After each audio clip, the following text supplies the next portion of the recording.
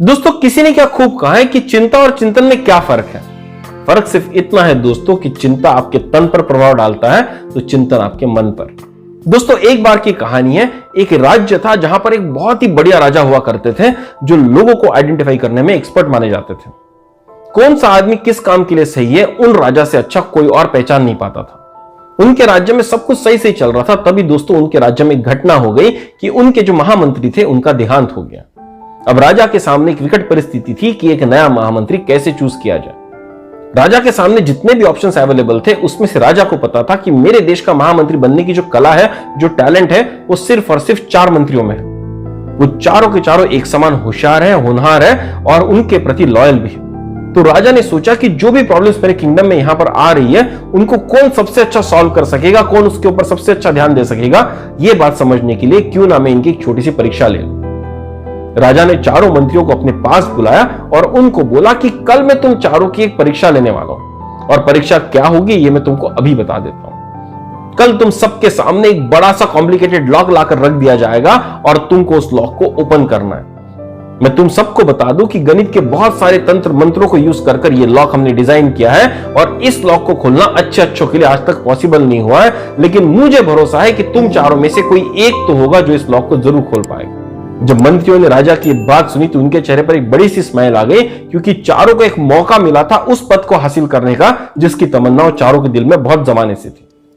लेकिन वो चारों इस बात को भी जानते थे कि राजा जो है एक बहुत होशियार आदमी है और उन्होंने अगर इन सब के लिए एक बेहतरीन चैलेंज ऑर्गेनाइज किया हुआ है तो वो चैलेंज आसान तो नहीं होगा। सारे मंत्री अपने अपने घर गए, अपने अपने घर की लाइब्रेरीज में गए और वहां पर जो किताब उनको लॉक्स के ऊपर मिल सकती थी, गणित के ऊपर मिल सकती थी, उसको पढ़ना शुरू कर दिया।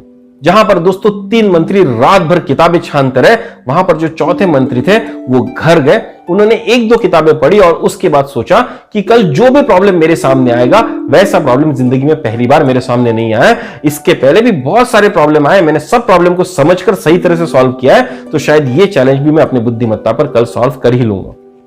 उन्होंने शांति से अपनी किताबें बंद की और अपने बिस्तर पर जाकर सो गए और चिंतन करने लगे कि किस तरह का प्रॉब्लम आ सकता है और किस तरह से मैं उसका सॉल्यूशन निकाल सकता हूं। अगले दिन राजा का राज दरबार खचाखच भरा हुआ था, क्योंकि हर कोई देखना चाहता था कि चैलेंज क्या होगा और उसको ये होशियार मंत्री लोग सॉल्व कैसे करेंगे। राजा जी आए और उन्होंने हुक्म दिया कि एक बड़ा सा लॉक जो उन्होंने चुन कर रखा हुआ था वो सभा में लाया जाए।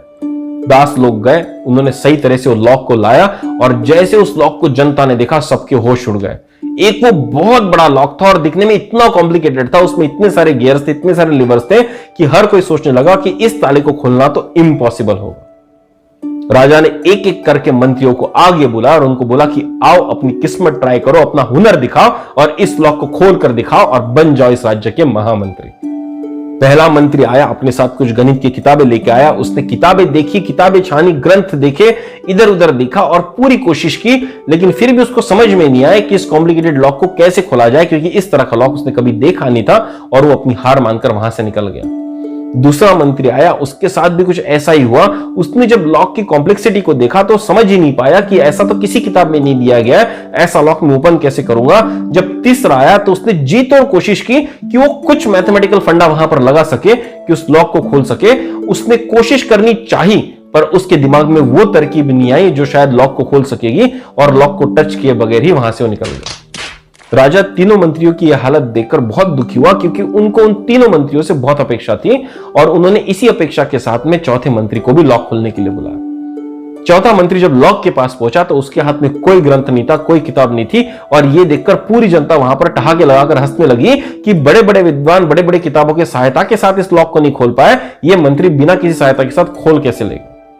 जब थोड़ा सा अट्ठहास का आवाज कम हुआ तो मंत्री ने सही तरह से लॉक को देखा।